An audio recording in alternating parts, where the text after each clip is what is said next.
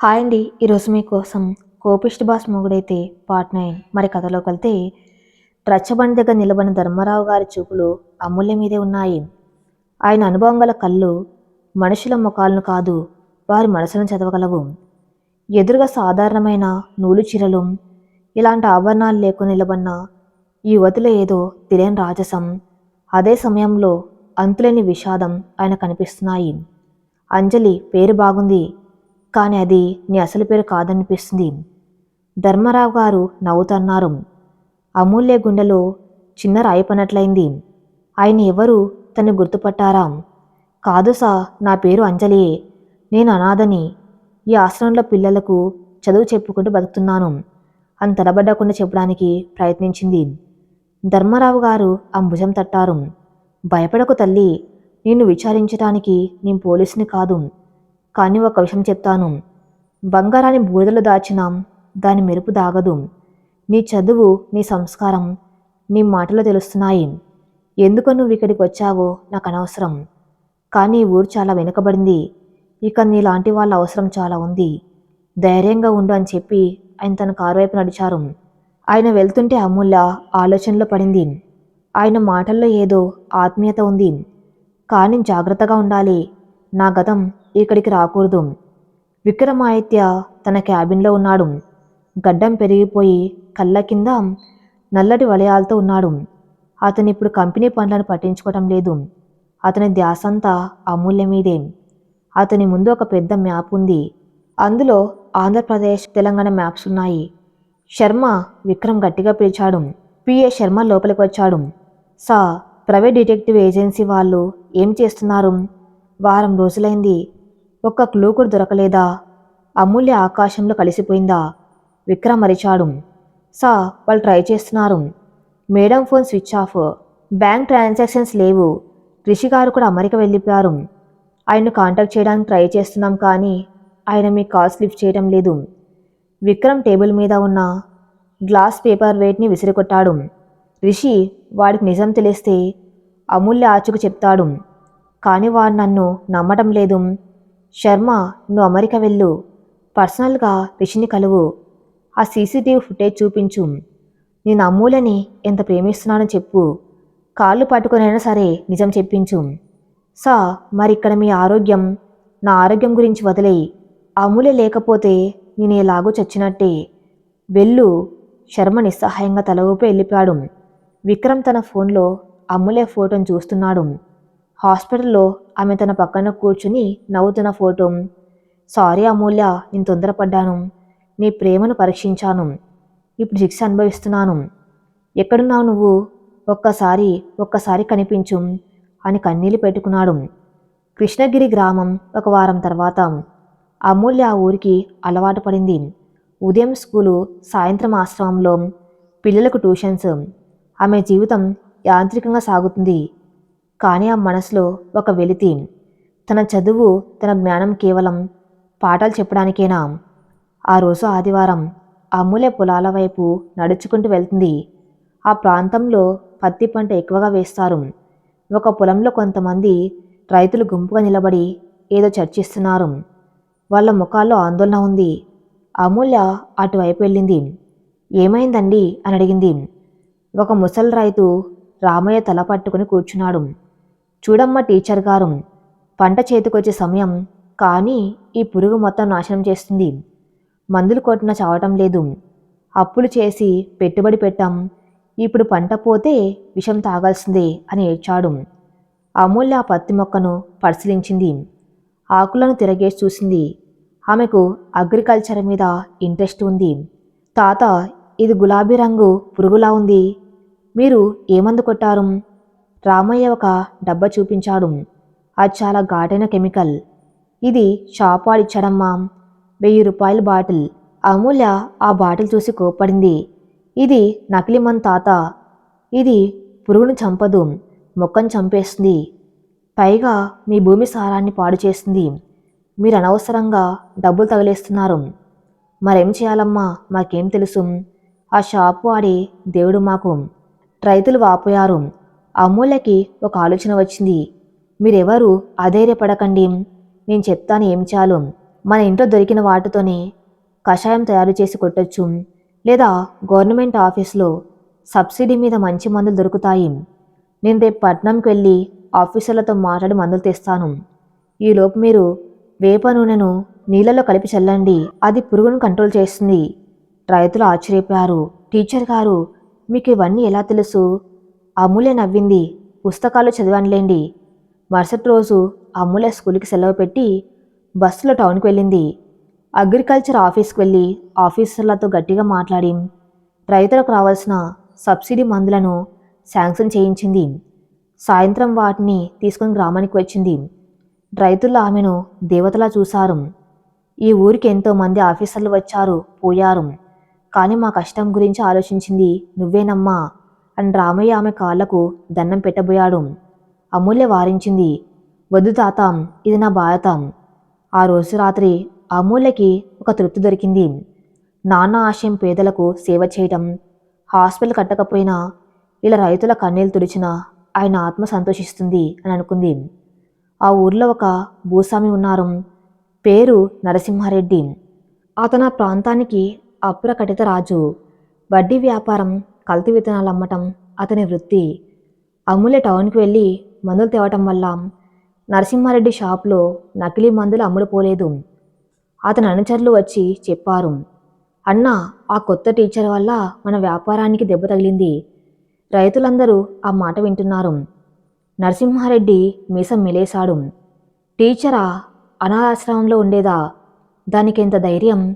మన ఊర్లో ఉంటూ మన వ్యాపారానికి ఎసరు పెడుతుందా? రేపు పంచాయతీలో చూద్దాం దాని పని అని మందు గ్లాస్ కింద పెట్టాడు. ఉదయాన్నే నరసింహారెడ్డి మనుషులు ఆశ్రమానికి వచ్చారు. ఏమే టీచర్, నిన్ను పటేల్ గారు పిలుస్తున్నారు. రచ్చబండ దగ్గరకు రా. అమూల్య భయపడలేదు. నేను చేసిన తప్పేంటి? వస్తే తెలుస్తుంది, రా. అమూల్య రచ్చబండ దగ్గరకు వెళ్ళింది. ఊరి జనం మొత్తం పోగయ్యారు, కానీ ఎవరు మాట్లాడి సాహసం చేయడం లేదు. నరసింహారెడ్డి కుర్చీలో కూర్చుని ఉన్నారు.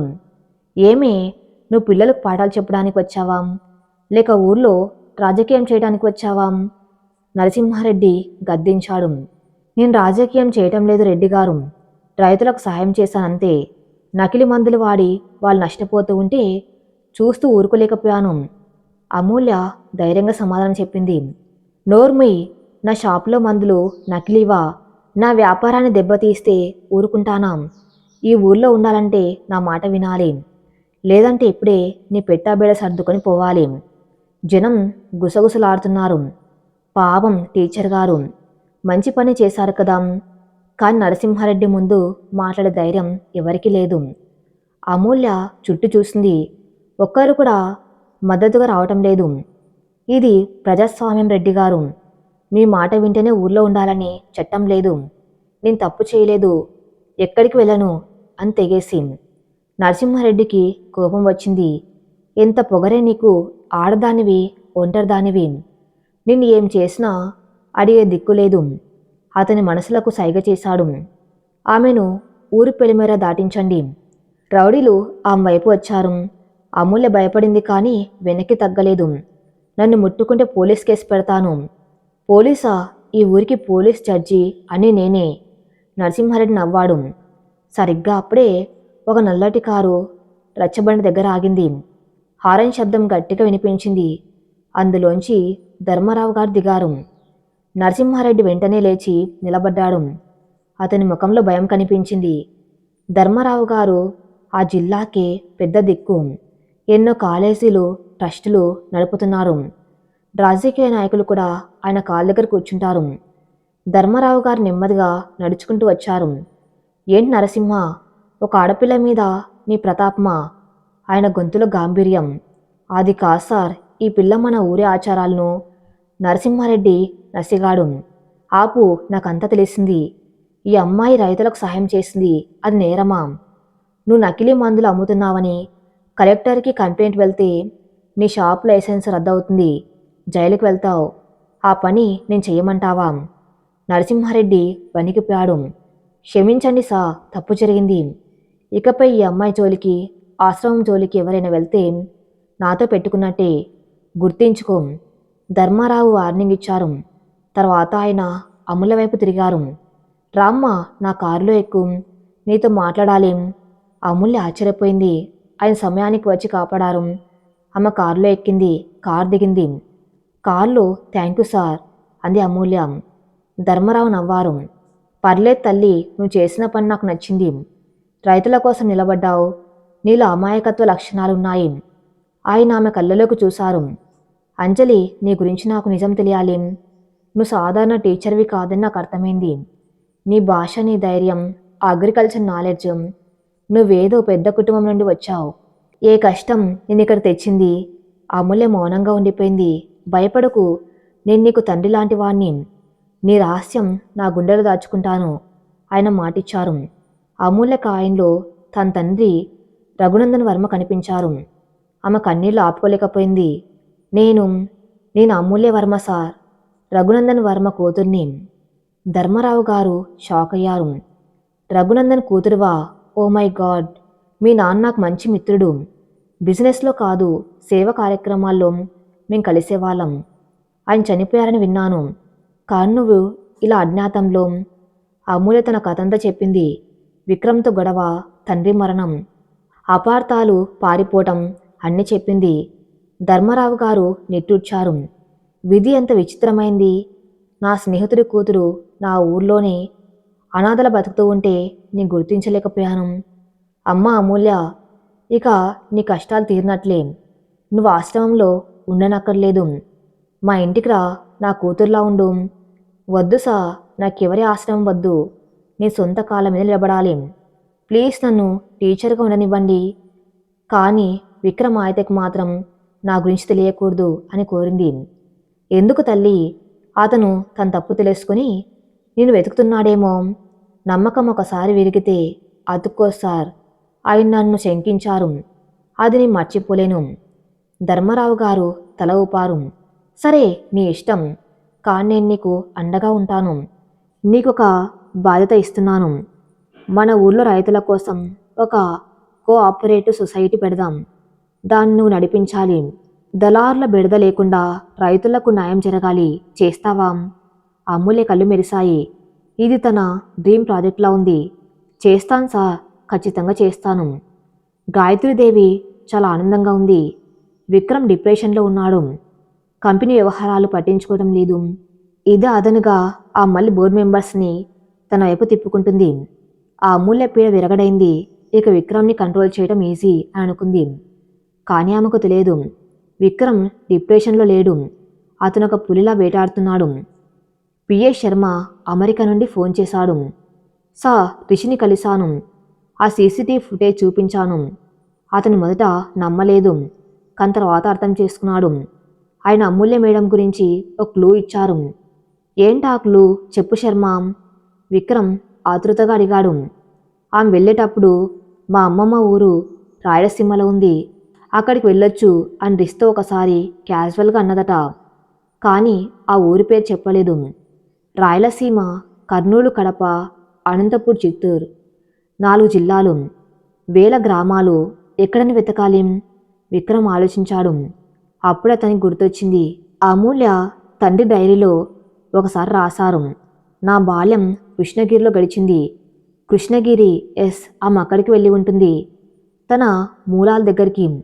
విక్రమ్ వెంటనే మ్యాప్ తీశాడు. కర్నూలు జిల్లాలో కృష్ణగిరి ఉందేమో వెతికాడు. దొరికింది. దొరికావు అమూల్య. ఈసారి నేను ఒంటరిగా రాను. నా ప్రేమతో, నా క్షమాపణతో వస్తాను. ఆ రోజు కృష్ణగిరి గ్రామానికి పండగ రోజు ఉంది. ఊరి మధ్యలో ఉన్న పెద్ద వేప చెట్టు కింద ఒక వేదిక ఏర్పాటైంది. చుట్టూ మామిడి తోరణాలు, బంతిపూల దండలు కట్టారు. అక్కడొక పెద్ద బ్యానర్ కట్టి ఉంది. రైతు నేస్తం వ్యవసాయ సహకార సంఘం ప్రారంభోత్సవం, శ్రీ ధర్మరావు గారు, నిర్వాహకులు కుమారి అంజలి. అమూల్య ఆ వేదిక మీద నిలబడి ఏర్పాట్లను పర్యవేక్షిస్తుంది. ఆమె ఒక లేత ఆకుపచ్చ రంగు కాటన్ చీర కట్టుకుంది.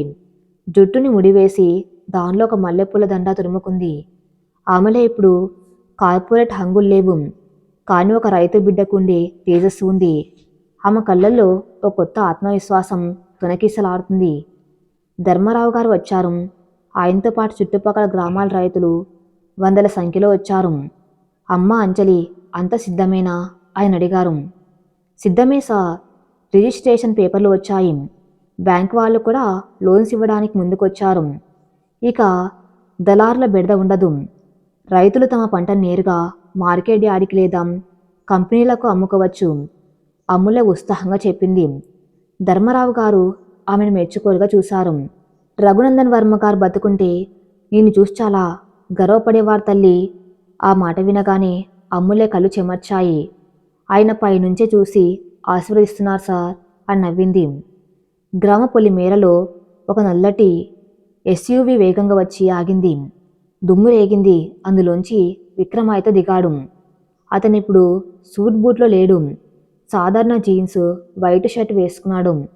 ముఖానికి ఒక మాస్క్, కళ్ళ కూలింగ్ గ్లాసెస్ పెట్టుకున్నాడు. ఎవరు గుర్తుపట్టకుండా జాగ్రత్త పడ్డాడు. అతను కార్ని ఒక చెట్టు కింద పార్క్ చేసి నడుచుకుంటూ ఊర్లోకి వచ్చాడు. అక్కడ గుంపుగా వెళ్తున్న జనాలను చూశాడు. ఏంటి ఇక్కడ హడావిడి? ఒక రైతుని అడిగాడు.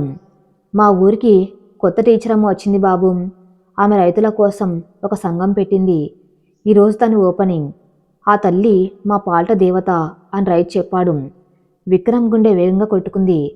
టీచర్ అమ్మ అంజలి. అతని జనంతో కలిసి వేదిక వైపు నడిచాడు. దూరంగా స్టేజ్ మీద మైక్ పట్టుకుని మాట్లాడుతున్న అమ్ములను చూశాడు. ఆ క్షణం విక్రమ్ ప్రపంచం ఆగిపోయింది.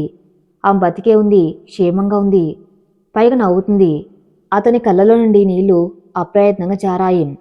సన్ గ్లాసెస్ వెనుక ఆ కన్నీళ్లు ఎవరికి కనిపించలేదు. అమూల్య, నువ్వెంత మారిపోయావు. ఆఫీసులో భయపడుతూ కాఫీ తెచ్చే అమ్మాయివేనా నువ్వు? ఇంతమంది నడిపించే నాయకురాలిగా మారావా? అతనికి ఆమెను చూడగానే పరుగున వెళ్ళి గట్టిగా హత్తుకోవాలనిపించింది. కాళ్ళ మీద పడి క్షమించమని అడగాలనిపించింది. కానీ ఆగాడు. వద్దు విక్రమ్, ఇప్పుడు వెళ్తే ఆమె సంతోషం ఆవిరైపోతుంది. ఆమె నన్ను చూడగానే పాత గాయాలు గుర్తొస్తాయి. ఈరోజు ఆమె గెలుపు రోజు. నేను డిస్టర్బ్ చేయకూడదు. దూరం నుండి చూసి ఆనందిస్తాను. విక్రమ్ ఒక స్తంభం చాటు నిలబడి ఆమె ఉపన్యాసాన్ని వినడం మొదలుపెట్టాడు. వేదిక మీద అమూల్య ప్రసంగం. రైతు సోదరులారా, వ్యవసాయం అంటే కేవలం మట్టిని నమ్ముకోవటం కాదు, మనల్ని మనం నమ్ముకోవటం. ఇన్నాళ్ళు మనం విత్తనాల కోసం, మందుల కోసం షాప్ల చుట్టూ తిరిగాం. నకిలీ మందులు కొని నష్టపోయాం. కానీ ఇకపై అలా జరగదు. ఈ రైతు నేస్తం ద్వారా మనం నేరుగా కంపెనీల నుండి నాణ్యమైన సరుకులు తెచ్చుకుంటాం. మన పంటలకు మనమే ధర నిర్ణయిస్తాం. ఎవరు దళారి మన తలరాతలను రాయకూడదు. జనం చప్పట్లు కొట్టారు. జై అంజలి టీచర్, జై రైతు నేస్తం. ఆమె మాటలోని పదును చూసి విక్రమ్ ఆశ్చర్యపోయాడు. My God, she is a fire brand. ఇంత టాలెంట్ని నేను కేవలం పియ్యగా వాడుకున్నానా? ఐ ఆమ్ ఏ ఫూల్ అనుకున్నాడు. ఊరి పెద్ద నరసింహారెడ్డి మంచం మీద కూర్చుని మంత తాగుతున్నాడు. అతని ముందు రౌడీలు ఉన్నారు. ఏం చూస్తున్నారా? ఆ టీచర్ గాడిద ఊర్లో మీటింగ్ పెట్టి నా పుట్ట కొడుతూ ఉంటే చూస్తూ ఊరుకుంటారా? ఆ సొసైటీ మందులైతే నా వడ్డీ వ్యాపారం, నా షాపు అన్నీ మూసుకోవాల్సిందే. ధర్మరావు గారు ఉన్నారని ఆగాను. కానీ ఇప్పుడు ఆయన స్టేజ్ మీద ఉన్నాడు కదా అని భయపడ్ను. ఏం చేయమంటారన్నా? వెళ్ళి ఆ టెంట్ని తగలబెట్టండి, రాళ్ళు రువ్వండి, ఆడోళ్ళని భయపెట్టండి. ఆ టీచర్ గాడిదని ఈడ్చుకుంటూ వచ్చి నా కాళ్ళ దగ్గర పడేయండి. ఈ రోజుతో ఆ రైతు నేస్తం కథ కంచికి చేరాలి. సరే అన్న. సుమారు 20 మంది రౌడీలు కర్రలు, రాళ్ళు పట్టుకుని బయలుదేరారు. మీటింగ్ స్థలం అమూల్య మాట్లాడుతూ ఉండగా సడన్గా జనంలో కలకలం. ఏయ్, ఆపండ్రా మీటింగ్ అని రౌడీలు దూసుకొచ్చారు. వాళ్ళు వచ్చిన వెంటనే టెంటు తాళ్లను కత్తిరించారు. కుర్చీలను విరగ్గొట్టడం మొదలుపెట్టారు. రాళ్ళు విసరడంతో రైతులు భయపడి పరుగులు తీశారు. కాపాడండి, కాపాడండి, ఆడవాళ్ళ అరుపులు. స్టేజ్ మీద ఉన్న ధర్మారావు గారు లేచారు. ఏ, ఎవర్రా మీరు? ఆగండి. ఒక రౌడీ రాయి విసిరాడు. అది ధర్మారావు గారి నుదుటికి తగిలి రక్తం వచ్చింది. సార్, అమూల్య అరిచి ఆయన్ని పట్టుకుంది. అంజలి, నువ్వు పారిపో తల్లి, వీళ్ళు మృగాళ్ళు. ధర్మారావు గారు కింద పడిపోయారు. అమూల్య పారిపోలేదు. ఆమె మైకు స్టాండ్ పట్టుకుని నిలబడింది. ఎవరు పంపారు మిమ్మల్ని? ఆ నరసింహారెడ్డే కదా. సిగ్గులేదా మీకు? అన్నం పెట్టి రైతుల మీదే దాడి చేస్తారా? ఆమె గర్జించింది. రౌడీల నాయకుడు నవ్వుతో స్టేజ్ ఎక్కాడు. అమ్మో, టీచర్ గారికి కోపం ఎక్కువే. ఈ కోపం మా అన్న దగ్గర చూపించు, రా అంటూ ఆమె చేతిని పట్టుకుని లాగాడు. వదులు రాస్కెల్, అమూల్య వాడిని తోసేసింది. వాడు కోపంతో ఆమె చెంప మీద కొట్టబోయాడు. సరిగ్గా అప్పుడే గాలిని చీల్చుకుంటూ ఒక చెయ్యి వచ్చి వాడి మణికట్టును పట్టుకుంది. ఆ పట్టు ఎంత బలంగా ఉందంటే వాడి ఎముకలు చిట్లిన శబ్దం వినిపించింది. అమ్మా, వాడు అరిచాడు. అమూల్య కళ్ళు తెరిచి చూసింది. ఎదురుగా ముఖానికి నల్లటి మాస్కు, కళ్ళకు గ్లాసెస్ పెట్టుకున్న వ్యక్తి అతని విక్రమ్. అతను తన ఐడెంటిటీని దాచుకున్నాడు, కానీ అతనిలోని ఆవేశాన్ని దాచుకోలేకపోయాడు. విక్రమ్ ఆ రౌడీని ఒక గుద్దు గుద్దాడు. వాడు స్టేజ్ మీద నుండి ఎగిరి కింద పడ్డాడు. మిగతా రౌడీలు విక్రమ్ మీదకి వచ్చారు. విక్రమ్ షర్టు స్లీవ్స్ మడిచి రంగంలోకి దిగాడు. అతను ఒక ప్రొఫెషనల్ ఫైటర్లా కొడుతున్నాడు. ఒక్కొక్కని గాలో లేపి కుమ్మి పారేస్తున్నాడు. అమూల్య ఆశ్చర్యంగా చూస్తుంది. ఎవరితను? ఈ స్టైల్, ఈ ఆవేశం ఎక్కడో చూసినట్లుందే. ఆమెకు అనుమానం వస్తుంది, కానీ మాస్క్ వల్ల గుర్తుపట్టలేకపోతుంది. విక్రమ్ రౌడీలను తరిమి కొట్టాడు. రైతులు కూడా ధైర్యం తెచ్చుకుని కర్రలు పట్టుకుని విక్రమ్కి జత కలిశారు. కొట్టండ్రా, మన ఊరి పరువు తీస్తారా అని రైతులు తిరగబడ్డారు. రౌడీలు తోకముడిచి పారిపోయారు. విక్రమ్ ఆయాసపడుతూ నిలబడ్డాడు. అతని చేతికి చిన్న గాయమైంది. అమూల్య అతని దగ్గరికి నడిచింది. ఎవరు మీరు? మా కోసం ఎందుకు పోరాడారు అని అడిగింది. విక్రమ్ ఆమె వైపు తిరిగాడు. ఆమె కళ్ళలోకి సూటిగా చూడలేకపోయాడు. ఎక్కడ గుర్తుపట్టేస్తుందో అని భయం. అతడు గొంతు మార్చి మాట్లాడాలనుకున్నాడు. కానీ అప్పుడే ధర్మరావు గారు మూలిగారు. నీళ్లు. అమూల్య వెంటనే ధర్మరావు గారి దగ్గరకు పరిగెత్తింది. విక్రమ్ మీద అదనుగా భావించి జనంలో కలిసిపోయి వేగంగా అక్కడి నుంచి వెళ్ళిపోయాడు. అమూల్య ధర్మరావు గారికి నీళ్లు తాగించి తల కట్టు కట్టింది. ఆ మళ్ళీ వెనక్కి తిరిగి చూసింది. ఆ మాస్క్ మ్యాన్ లేడు. ఎవరతను అంత రిస్క్ తీసుకొని రక్షించి పేరు కూడా చెప్పకుండా వెళ్ళిపోయాడు? ఆ మనసులో ఒకే ఒక్క ఆలోచన, విక్రమ్ అయితే ఇలానే చేసేవాడు, కానీ ఆయన ఇక్కడికి ఎలా వస్తారు? ఆయన ఇంకా కోలుకొని ఉండరు కదా, అయినా నన్ను అసహించుకుని ఉంటారు అనే ఆలోచనను పక్కన పెట్టింది. ఈ దాడిలో ఊరి జనం మొత్తం రగిలిపోయారు. నరసింహారెడ్డి ఇంటిని ముట్టడించారు. పోలీసులు వచ్చారు. నరసింహారెడ్డిని అరెస్ట్ చేశారు. ఇన్నాళ్ళు భయపడ్డాం, కానీ ఇప్పుడు మాకు అంజల్ టీచర్ ఉంది, మేం భయపడం అని రైతులు సాక్ష్యం చెప్పారు. నరసింహారెడ్డి పతనం మొదలైంది. అమూల్య విజయం సాధించింది. కానీ అమూల్య మనసులో ప్రశాంతత లేదు. ఆమె ఇంటికి వెళ్తూ దారిలో ఆగిన ఆ నల్లటి ఎస్యూవీని గమనించింది. అది విక్రమ్ కారు. విక్రమ్ కారులోని కూర్చుని స్టీరింగ్ మీద తల పెట్టుకుని ఉన్నాడు. అమూల్య కారుని దాటుకుని వెళ్ళింది. కానీ ఏదో అనుమానం. ఆగి వెనక్కి చూసింది. Car number plate TS09 VA9999 VA Vikramaditya. ఆమె గుండె వేగం పెరిగింది. ఆమె నెమ్మదిగా కారు దగ్గర నడిచింది. విక్రమ్ అద్దంలోంచి ఆమె రావటం గమనించాడు. షర్ట్ చూసేసింది. అతను వెంటనే కారు స్టార్ట్ చేశాడు. ఆగండి, ప్లీజ్ ఆగండి, అమూల్య అరిచింది. విక్రమ్ ఆగలేదు. కారుని వేగంగా పోనిచ్చాడు. దుమ్ము రేపుకుంటూ కారు వెళ్ళిపోయింది. అమూల్య ఆ దుమ్ములోనే నిలబడిపోయింది. అది విక్రమే, ఖచ్చితంగా ఆయనే. ఆయన నన్ను వెతుక్కుంటూ వచ్చారు, నన్ను కాపాడారు. కానీ ఎందుకు పారిపోతున్నారు? నన్ను చూసి అసహ్యమా లేక పశ్చాత్తాపమా? ఆమె కళ్ళల్లో నీళ్లు. విక్రమ్, మీరు వచ్చారని నాకు తెలిసింది. ఇక నేను మిమ్మల్ని వదిలిపెట్టను. ఈ దాగుడు మూతలు చాలు. విక్రమ్ రూమ్లోకి వచ్చి మంచం మీద పడ్డాడు. జస్ట్ మిస్, ఇంకొంచెం సేపు ఉంటే దొరికిపోయేవాణ్ణి. అమూల్య నన్ను చూస్తే ఏమనుకుంటుంది? మళ్ళీ వచ్చావా నా జీవితాన్ని నాశనం చేయటానికి అని తిడుతుందేమో. లేదు, ఆమె నన్ను పూర్తిగా క్షమించేదాకా, ఆమె నన్ను ప్రేమించేదాకా నిన్న మొహం చూపించకూడదు. అతను ఫోన్ తీసి శర్మకు కాల్ చేశాడు. శర్మ, వైజాగ్ నుండి నా టీంని ఇక్కడికి రమ్మను, కానీ ఎవరికి కనిపించకూడదు. అమూల్యకి రక్షణగా ఉండాలి. అండ్ ఇక రైతు నేస్తం సొసైటీకి మన కంపెనీ తరపున 50 లక్షల విరాళం పంపాలి, కానీ అది అనామక తాత పేరు మీద ఉండాలి. ఓకే సార్, రిషిగారు ఏమన్నారు? రిషిగాడి సంగతి వదిలే, వాడి అవసరం లేదు. అమూల్యని నేను చూసుకోగలను. విక్రమ్కు తెలియని విషయం ఏమిటంటే అమూల్యకు అతని మీద ద్వేషం లేదు, ప్రేమ ఉంది. కానీ ఆ విషయం ఆమె చెప్పే అవకాశం ఇవ్వటం లేదు. ఇద్దరు ఒకే ఊర్లో ఉన్నారు. ఒకరు వెలుగులో, మరొకరు నీడలో. మరుసటి రోజు ఉదయం అమూల్య స్కూల్లో ఉండగా పోస్ట్ మ్యాన్ వచ్చాడు. టీచర్ గారు, సొసైటీ పేరు మీద ఒక డ్రాఫ్ట్ వచ్చింది. అమూల్య దాన్ని తెరిచింది. 50 లక్షల రూపాయల డిమాండ్ డ్రాఫ్ట్. పంపిన వారు ఏ విల్విషర్ ఫ్రమ్ హైదరాబాద్. లెటర్లో ఇలా ఉంది: మీరు చేస్తున్న పని అద్భుతం. ఈ డబ్బు రైతులకు ఉపయోగపడాలి. నా పేరు బయటకు రాకూడదు. మీ శ్రేయోభిలాషి. అమూల్య లెటర్ని చేతిరాతని చూసింది. అది ప్రింట్ చేసిన లెటర్ అయినా కింద చిన్న సంతకం ఉంది. వి. ఆమె నవ్వింది. కళ్ళల్లో నీళ్లు తిరిగాయి. విక్రమ్, మీరెంత దొంగ! నా దగ్గర నుండి ఆస్తి తీసుకున్నారు. ఇప్పుడు వడ్డీతో సహా తిరిగిస్తున్నారా? మీరు ఎదురు పడకపోయినా పర్లేదు. మీ ప్రేమ నాకు అంతుంది. ఆమె నిర్ణయించుకుంది. విక్రమ్ని పట్టుకోవాలి. ఆయన ఎక్కడ దాక్కున్నా సరే. ఆమె ఆ రోజు సాయంత్రం ఊర్లో ఉన్న అన్ని లాడ్జీల గురించి ఆరా తీసింది. ఎమ్గనూరులో ఉన్న సాయి రెసిడెన్స్లో ఒక వ్యక్తి వారం రోజులుగా ఉంటున్నాడని తెలిసింది. అక్కడే ఉంటాడు. అమూల్య ఆటో తీసుకుని లాడ్జికి వెళ్ళింది. రిసెప్షన్లో అడిగింది, రూమ్ నెంబర్ 304లో ఉన్న వ్యక్తి ఉన్నారా? ఇప్పుడే బయటకు వెళ్ళారండి.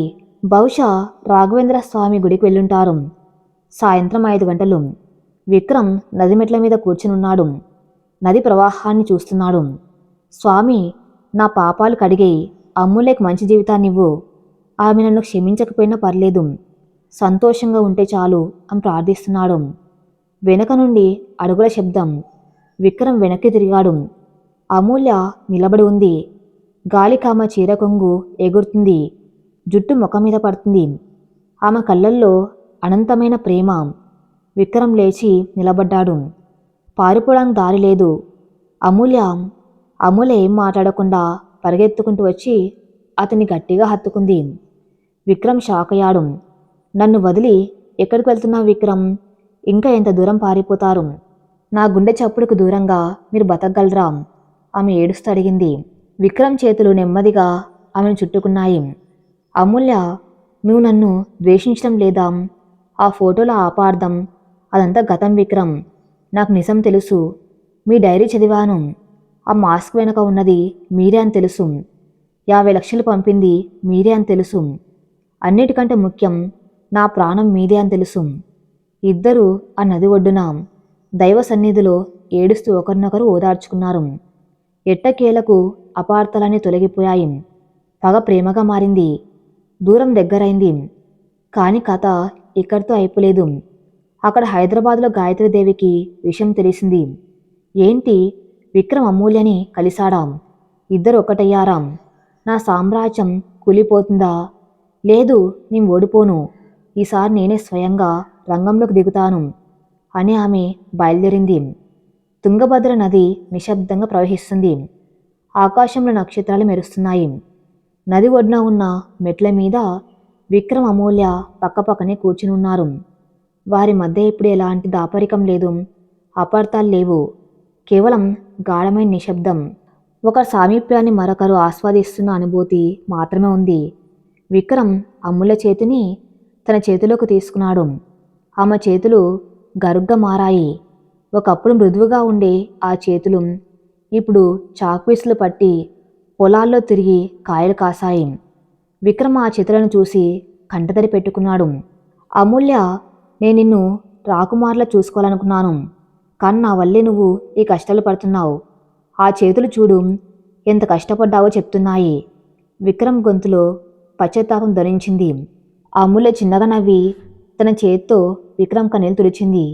ఈ కాయలు నా కష్టానికి గుర్తు కాదు విక్రమ్, నా గెలుపుకి పథకాలు. నేను ఈ మట్టిలో బతకడం నేర్చుకున్నాను. ఇక్కడ నాకు దొరికిన తృప్తి ఆ ఏసీ గదుల్లో దొరకలేదు. అయినా మీరు పక్కన ఉంటే ఈ కష్టాలేవి నాకు కష్టంగా అనిపించవు. విక్రమ్ ఆమె కళ్ళల్లోకి లోతుగా చూశాడు. నిజంగానా? నేను నిన్ను అనుమానించాను. నేను నమ్మలేదు. అయినా నన్ను ఎలా క్షమించగలిగావు?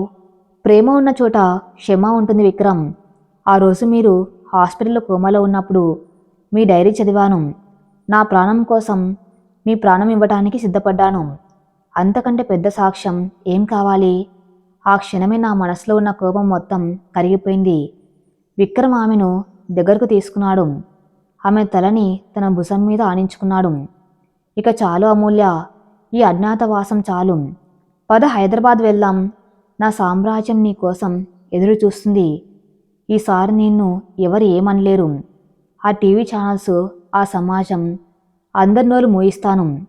నిన్ను అధికారికంగా నా భార్యగా పరిచయం చేస్తాను. అమూల్య లేచి నిలబడింది. ఆ ముఖంలో ఒక దృఢ నిశ్చయం కనిపించింది. విక్రమ్, మీ ప్రేమను స్వీకరిస్తాను, కానీ మీ సామ్రాజ్యాన్ని కాదు. ఇప్పుడే కాదు.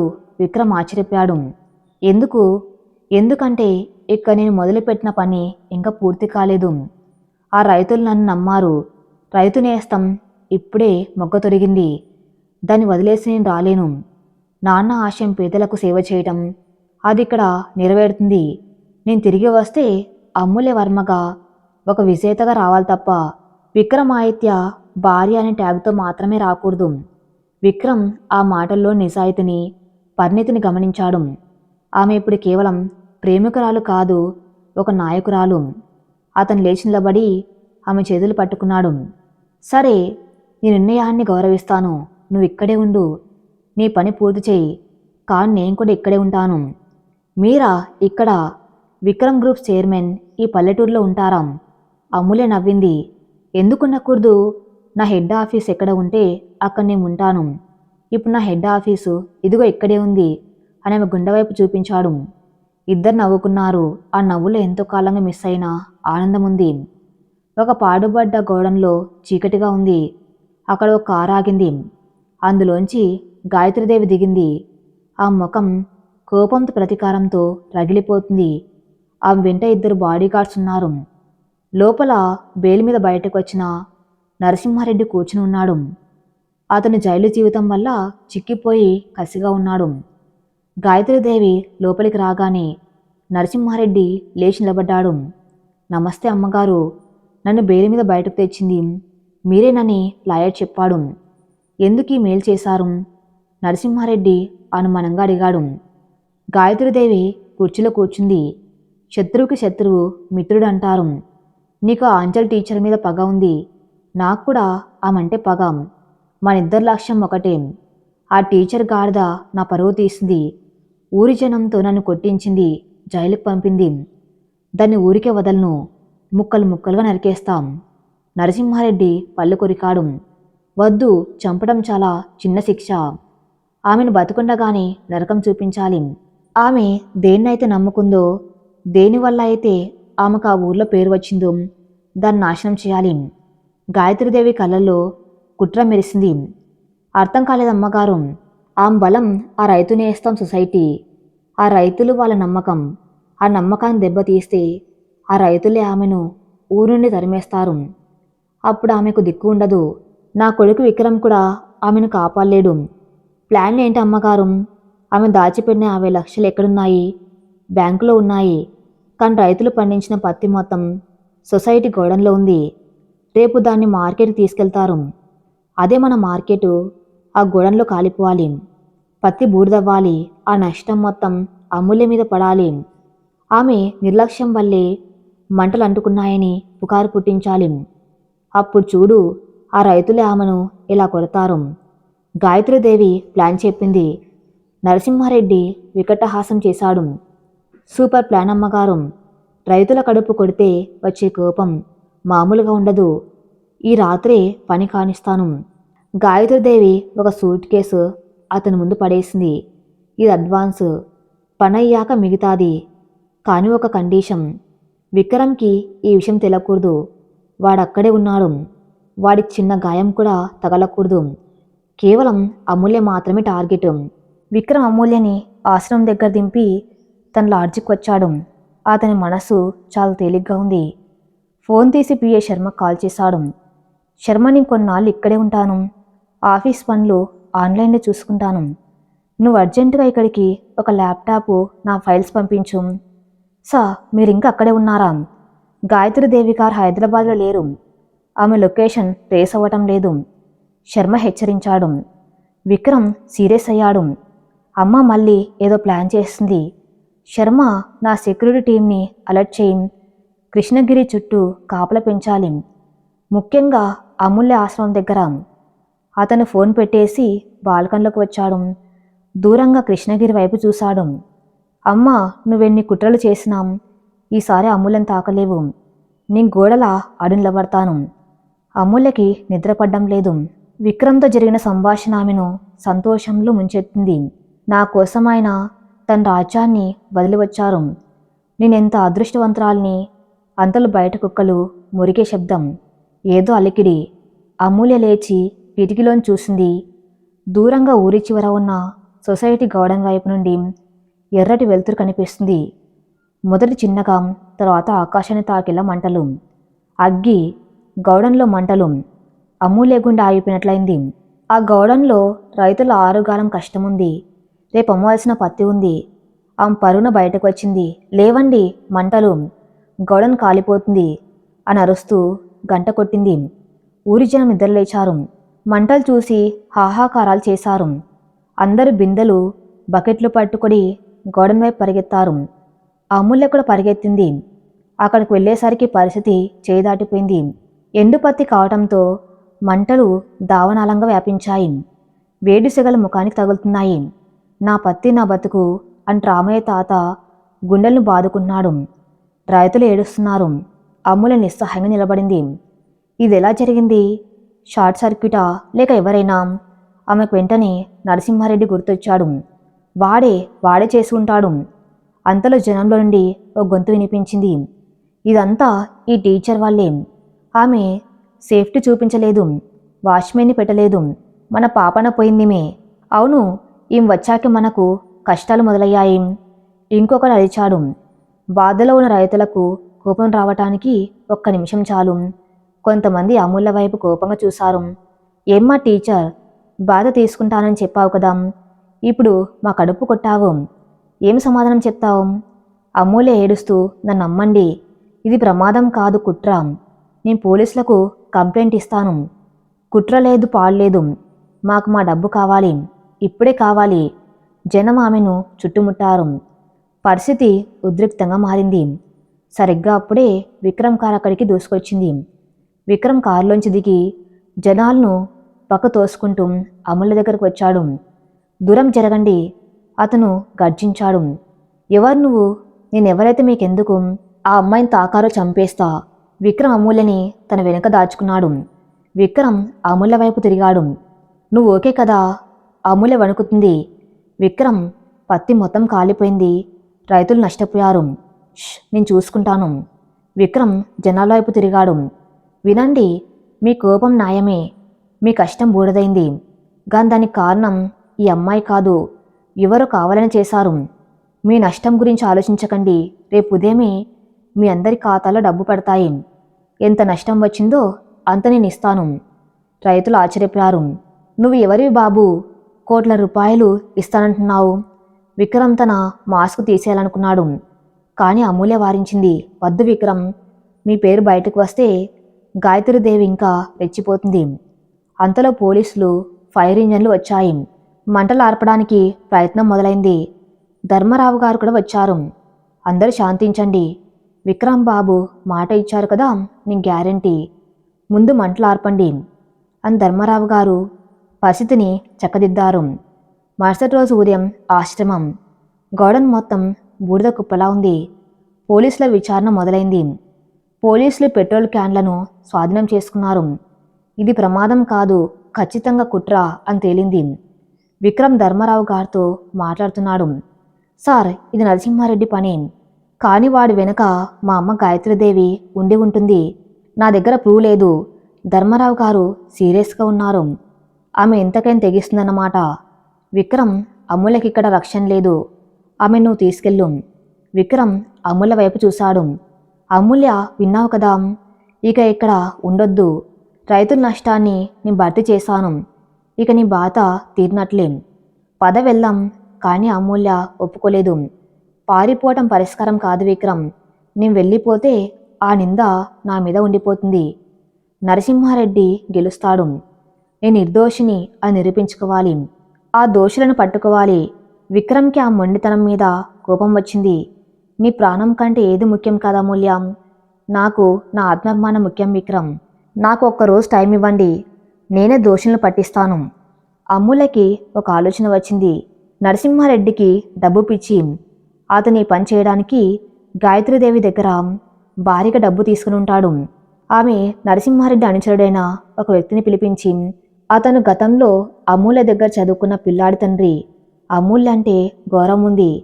రాము అన్న, నిన్న రాత్రి ఏం జరిగిందో నీకు తెలుసు కదా, ఆ పాపంలో నీకు భాగముందా అని ఎమోషనల్గా అడిగింది. రాము కన్నీళ్లు పెట్టుకున్నాడు. లేదమ్మా, నేను వద్దన్నాను. కానీ రెడ్డి గారు వినలేదు. ఆ అమ్మగారు ఇచ్చిన డబ్బు కట్టలు చూసి ఆయన కళ్ళు మూసుకుపోయాయి. ఆమె ఎక్కడుందో నీకు తెలుసా? తెలుసు తల్లి, కర్నూలులో ఒక పెద్ద హోటల్లో ఉన్నారు. ఈ రాత్రి రెడ్డి గారు అక్కడికి వెళ్తున్నారు, మిగిలిన డబ్బు తీసుకోవడానికి. అమూల్య విక్రమ్ దగ్గరకు వచ్చింది. విక్రమ్ వాళ్ళు ఈ రాత్రి కలుస్తున్నారు, మనం రెడ్ హ్యాండెడ్గా పట్టుకోవాలి. విక్రమ్ ఆలోచించాడు. ఓకే, కాను రాకూడదు, నేను పోలీసులు వెళ్తాం. లేదు విక్రమ్, నేను వస్తాను. మీ అమ్మగారికి సమాధానం చెప్పాలి. గాయత్రీదేవి రూమ్లో నరసింహారెడ్డి ఉన్నాడు. పని పక్కగా చేశానమ్మగారు. గౌడన్ మొత్తం బూడిదైంది. ఆ టీచర్ గాడిద పరువు పోయింది. నరసింహారెడ్డి నవ్వుతూ చెప్పాడు. గుడ్, ఇదిగో మిగిలిన 50 లక్షలు. గాయత్రీదేవి సూట్ కేసు ఇచ్చింది. కానీ అమ్మగారు, ఆ టీచర్ గాడిదకు ఎవరో మగాడు తోడున్నాడు. వారి రైతులకు డబ్బు ఇస్తానని మాటిచ్చాడు. గాయత్రీదేవి ఉలిక్కి పడింది. వాడు ఎలా ఉంటాడు? మాస్క్ వేసుకున్నాడు, కానీ దెబ్బ గట్టిగా కొట్టాడు. వాడు విక్రమ్, వాడే. షర్ట్, వాడక్కడే ఉన్నాడా? గాయత్రీదేవి భయపడింది. సరిగ్గా అప్పుడే రూమ్ డోర్ బద్దలైంది. విక్రమ్, అమూల్య, ధర్మరావు గారు, పోలీసులు లోపలికి వచ్చారు. గాయత్రీదేవి షాక్ అయింది. నరసింహారెడ్డి పారిపోవడానికి చూశాడు, కానీ విక్రమ్ వాణ్ణి పట్టుకుని ఒక్క గుద్దు గుద్దాడు. ఎక్కడికి రా? విక్రమ్ గాయత్రీదేవి వైపు నడిచాడు. అమ్మ, ఈ పిలుపులో ప్రేమ లేదు, అసహ్యం ఉంది. మళ్ళీ అదే తప్పు. ఒక ఆడపిల్లను నాశనం చేయడానికి రైతుల పొట్ట కొడతావా? నువ్వు మనిషివేనా? గాయత్రీదేవి వణికిపోయింది. విక్రమ్, విను, నేను నీ కోసమే, నా కోసమని చెప్పకు, నీ స్వార్థం కోసం. ఇన్స్పెక్టర్, అరెస్ట్ చేయండి వీళ్ళని, విక్రమ్ ఆదేశించాడు. నరసింహారెడ్డిని, గాయత్రీదేవిని పోలీసులు అరెస్ట్ చేశారు. గాయత్రీదేవి అరిచింది. విక్రమ్, కన్న తల్లిని జైలుకు పంపిస్తావా? అమూల్య ముందుకు వచ్చింది. తల్లి అంటే ప్రాణం పోసేది మేడం, ప్రాణం తీసేది కాదు. మీరు చేసింది నేరం, దానికి శిక్ష అనుభవించాల్సిందే. పోలీసులు వారిని తీసుకెళ్లారు. గదిలో నిశ్శబ్దం. విక్రమ్ కలలో నీళ్లు. సొంత తల్లిని జైలుకు పంపిన బాధ. అమూల్య అతని చేతిని పట్టుకుంది. మీరు చేసింది ధర్మం విక్రమ్, బాధపడకండి. విక్రమ్ ఆమెను హత్తుకున్నాడు. నువ్వు పక్కన ఉంటే ఏ బాధ ఉండదు అమూల్య. కృష్ణగిరి గ్రామం కొత్తగూడ నిర్మాణం పూర్తయింది. దాని రఘునందన్ వర్మ మెమోరియల్ గౌడన్ అని పేరు పెట్టారు. విక్రమ్, అమూల్య కలిసి దాన్ని ప్రారంభించారు. అమూల్య ఇప్పుడు కేవలం టీచర్ కాదు, ఆ ప్రాంతపు అభివృద్ధి ప్రదాత. విక్రమ్ ఆమెకు అండగా నిలబడ్డాడు. అతని కంపెనీ సిఎస్ఆర్ ఫ్రెండ్స్తో అక్కడ స్కూల్, హాస్పిటల్ కట్టించాడు. ఒకరోజు సాయంత్రం పొలాల గట్టు మీద విక్రమ్, అమూల్య కూర్చుని ఉన్నారు. సూర్యాస్తమయం అవుతుంది. అమూల్య, ఇప్పుడు చెప్పు, హైదరాబాద్ వస్తావా? నన్ను పెళ్లి చేసుకుంటావా? విక్రమ్ అడిగాడు. అమూల్య నవ్వింది. హైదరాబాద్ రాను విక్రమ్, కానీ పెళ్లి చేసుకుంటాను. అయితే ఒక కండిషన్. ఏంటి? మన పెళ్లి ఇక్కడే జరగాలి, ఈ రైతుల సమక్షంలో, ఈ మట్టి సాక్షిగా. విక్రమ్ నవ్వాడు. నీ ఇష్టం రాణిగారు, నువ్వు ఎక్కడంటే అక్కడే. అతని జోబులోంచి ఒక చిన్న ఉంగరం తీశాడు. అది వజ్రం కాదు, ఒక సాధారణ వెండి ఉంగరం. ఆమె వేలికి తొడిగాడు. మలుపు తిరిగిన బతుకుదారిలో నువ్వు నాకు దొరికిన అద్భుతమైన మలుపు అమూల్య. మీరు నా గమ్యం విక్రమ్. ఇద్దరు ఒకరినొకరు చూసుకుంటూ ఉండిపోయారు. వెనుక ఆకాశంలో ఇంద్రధనస్సు వచ్చింది. వారి ప్రేమకు ప్రకృతి వేసిన రంగుల సంతకమది. కథ సుఖాంతం, కాని వారి ప్రయాణం ఇక్కడితో ఆగిపోదు. అది నిరంతర ప్రవాహం. ప్రేమ, భారత సేవ, ఇవే వారిని నడిపించే శక్తులు. మరి నెక్స్ట్ ఎపిసోడ్లో ఏం జరగబోతుందో నెక్స్ట్ పార్ట్లో చూద్దాం. నెక్స్ట్ పార్ట్ కోసం నా ఛానల్ని ఫాలో అవుతూనండి. Thank you for listening.